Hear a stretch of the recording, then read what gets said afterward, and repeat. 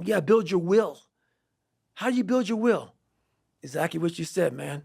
Exactly what you said. I'm going to share a little neuroscience tidbit. Love it. But I think it's one that you'll appreciate. Most people don't know this, but there's a brain structure called the anterior midcingulate cortex. As we pointed out before, that's a noun, it's a name, it doesn't mean anything. Right. We could call it the Cookie Monster. Right. But what's interesting about this brain area is there are now a lot of data in humans, not some mouse study, showing that when people do something they don't want to do, like add 3 hours of exercise per day or per week, or when people who are trying to diet and lose weight resist eating something. Right. When people do anything that they, and this is the important part, that they don't want to do. Right. It's not about adding more work, it's about adding more work that you don't want to do. Yes. This brain area gets bigger. Yep. Now, here's what's especially interesting about this brain area to me. And by the way, I'm only learning this recently because it's new data, but there's a lot of it. The anterior midcingulate cortex is smaller in obese people. It gets bigger when they diet. It's larger in athletes. It's especially large or grows larger in people that see themselves as challenged and overcome some challenge. Right. And in people that live a very long time,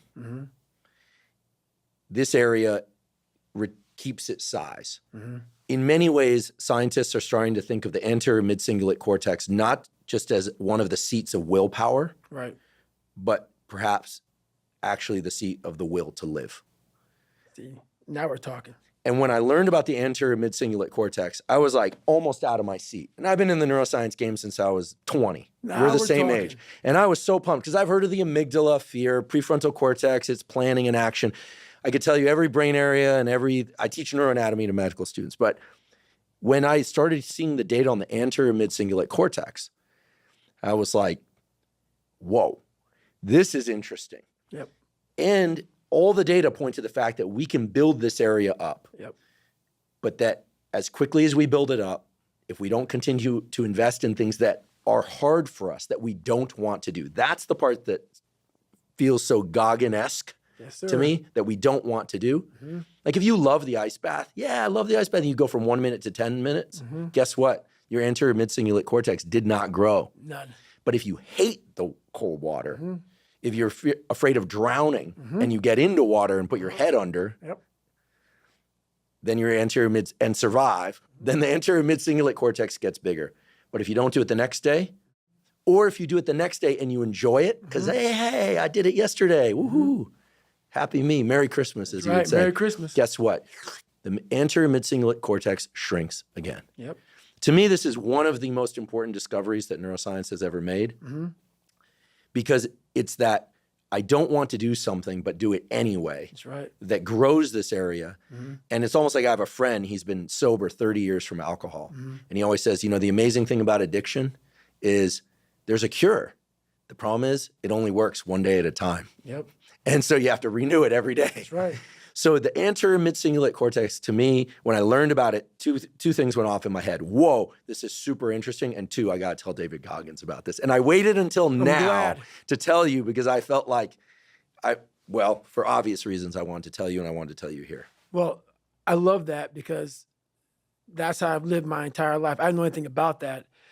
But people go, man, you have such a strong will. It's something that you build. Like, I never forget, I was on a podcast one time, and this dude goes, you were blessed with a strong mind.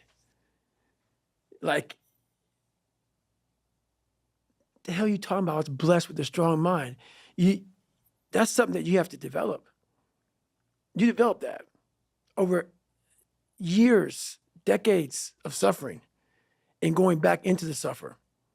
That's why a lot of people who graduate Navy SEAL training, they want to know, like, I talk about it very openly all the time. A lot of guys don't want to go back into that water. Don't want to go back into the hard stuff. Maybe not anything hard in life. Once you get through it, it's like you become a POW. Like, how many POWs you know want to go back to POW camp? None. When something sucks so bad in life, this is on this that we're talking about now, Very few people want to go back. They're happy they graduated. I realized I'm the same way. I don't want to go back. I have to go back. I must go back because that is exactly where all the knowledge of my life exists, was back there and what you're talking about. Well, I didn't know anything about this, but how I grew a will was constantly doing these things to now it's just life. I wake up while it still sucks. It's just life. You don't sit back and like, oh my God, like I have days I don't want to do it, but I know I'm going to do it. I know from years of just doing it. So that's beautiful. And this is why I came on here with you today. And I'm glad that you're talking about this because human beings need to hear this. They need to stop hearing these hacks on this and that. There's no fucking hack, bro. There's no fucking hack. Yeah, you may this and that and saunas and all this shit yeah, it's great. There is no fucking life hack.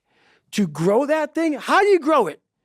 Do it and do it and do it and do it. That's the hack. The hack is gonna fucking suck. And that's what I realized.